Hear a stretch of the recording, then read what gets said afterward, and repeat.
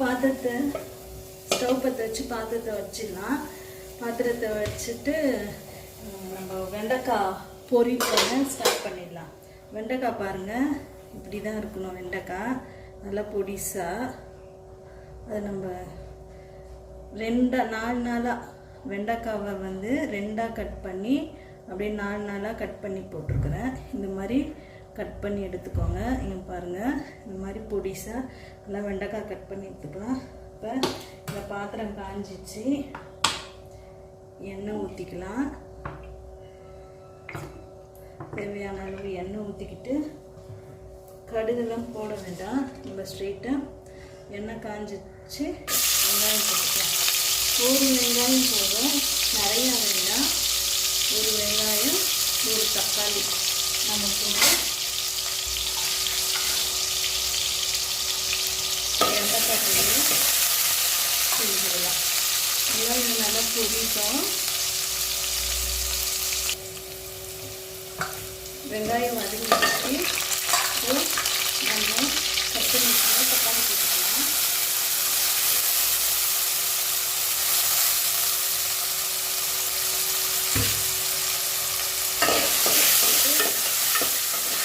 நல்லா தக்காளி வதக்கலாம். இப்போ நம்ம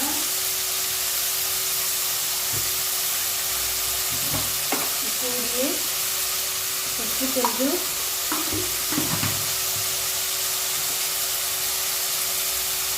மஞ்சள் தூள் கொஞ்சம் போட்டுக்கலாம்.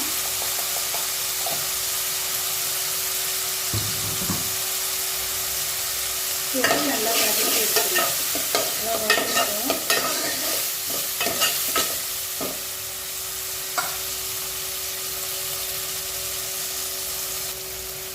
தக்காளி நல்லா வதங்கிடுச்சு பாருங்கள்.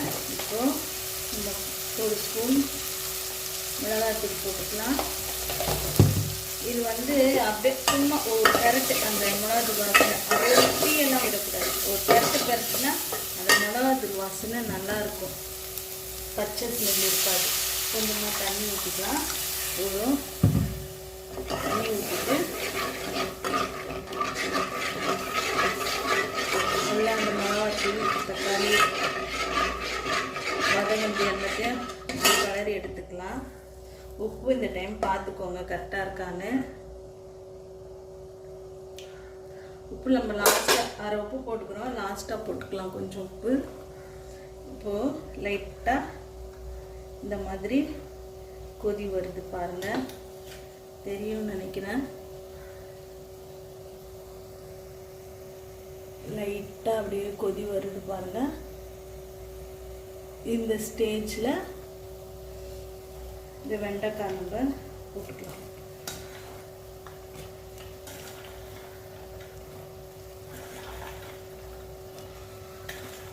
இந்த வெண்டைக்காவினுடைய இந்த வளவழப்பு தான் நம்மளுக்கு ரொம்ப சத்துன்னு சொல்லுவாங்க. ஜவ்வுக்கு இருக்கலாம். நம்ம அது போகிற மாதிரி வறுத்து சாப்பிட்றத விட இந்த மாதிரி செஞ்சு சாப்பிட்டா ரொம்ப நல்லது. சீக்கிரம் வெந்துடும். தண்ணி கொஞ்சம் கம்மியாக இருக்கிற மாதிரி இருக்குது. லைட்டாக அப்படியே தெரிச்சு விட்டுக்கலாம், அதிலே வெந்துடும்.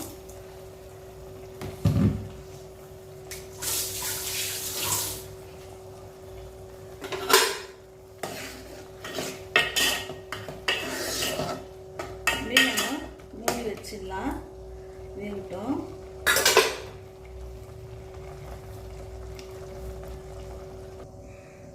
இப்போ நம்ம அடி பிடிக்கும், அதனால் அப்பப்போ நம்ம எடுத்து இந்த மாதிரி கலரி விடலாம். காய் வேகலை, வேகட்டும்.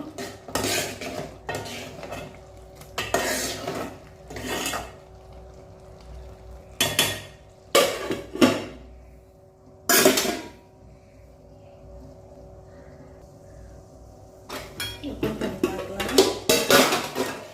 காய் வெந்துச்சுப்பேன்.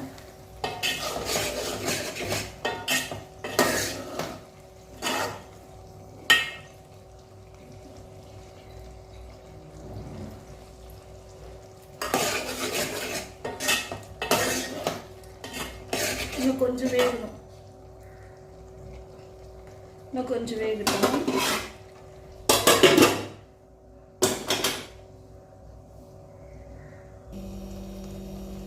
ஓப்பன் பண்ணிட்டேங்க, பாருங்க காய் வெந்துச்சு. இப்போ உப்பு நம்ம கொஞ்சம் சேர்த்துக்கலாம். ஏன்னா உப்பு கொஞ்சம் அரை உப்பு தான் போட்டேன். அது ஏன் அரை உப்பு தான் போட்டேன்னா இந்த வெண்டைக்காய் கலர் கொஞ்சம் நல்லா இருக்கும், இல்லைன்னா ரொம்ப ஒரு மாதிரி ஆகிடும். கொஞ்சம் பச்சை கலர் இருக்கிறதுக்காக உப்பு லேட்டாக சேர்த்தேன். உப்பு போட்டு நல்லா கொதி வரட்டும். கொஞ்சம் கொஞ்சம் வந்தோடனே இப்போ நம்ம முட்டை உடச்சி ஊற்றி நல்லா கிளறி இதை இறக்கணும்.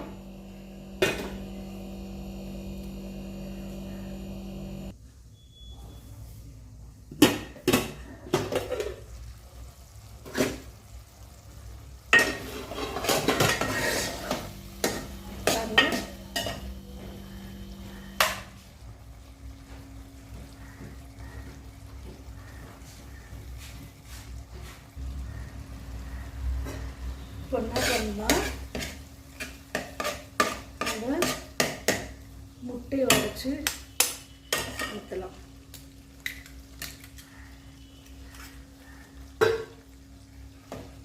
ஊற்றிட்டு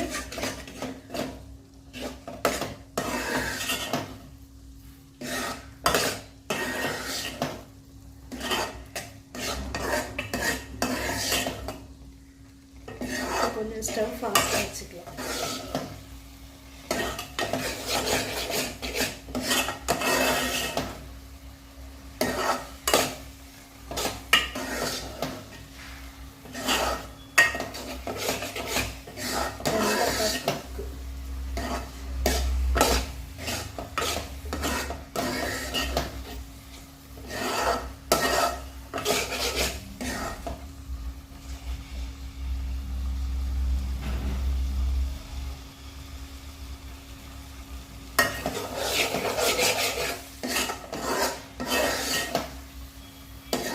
அடி பிடிக்கும், அடி பிடிக்காம கலரி ஊற்றலாம்.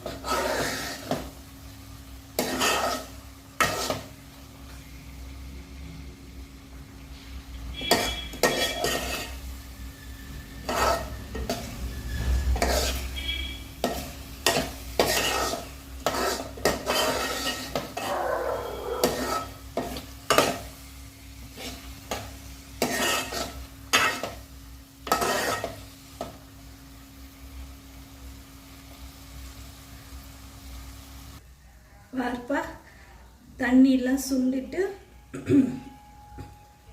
நல்லா தொக்கு மாதிரி ஆயிடுச்சு. பாருங்கள், இது வெண்டைக்காய் தொக்கு செஞ்சு சாப்பிட்டு பாருங்கள், சூப்பராக இருக்கும்.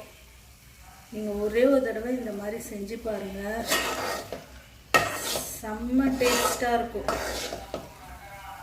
இவ்வளோ நல்லாயிருக்கு பாருங்கள். தண்ணியெலாம் சுண்டிச்சு பாருங்கள். வெண்டைக்காய் மட்டும் இல்லை சாம்பாருக்கு, ரசத்துக்கு, இதுக்கெல்லாம் ரொம்ப நல்லா இருக்கும் வெண்டைக்காய் தொக்கு. நீங்கள் ட்ரை பண்ணி பார்த்துட்டு நீங்கள் கமெண்ட் பண்ணுங்கள். ரொம்ப ஈஸியாக செய்யலாம் டேஸ்டியான தொக்கு. நான் இப்போ உங்களுக்கு ஒரு கிண்ணத்தில் போட்டு காட்டுறேன் பாருங்கள்.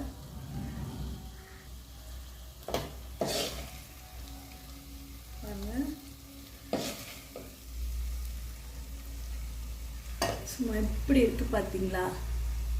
நல்லாயிருக்கும், சூப்பராக இருக்கும். நீங்களும் செஞ்சு பாருங்கள். இந்த வீடியோ உங்களுக்கு பிடிச்சிருந்தா மறக்காமல் லைக் பண்ணுங்கள், சப்ஸ்கிரைப் பண்ணுங்கள். தேங்க்யூ.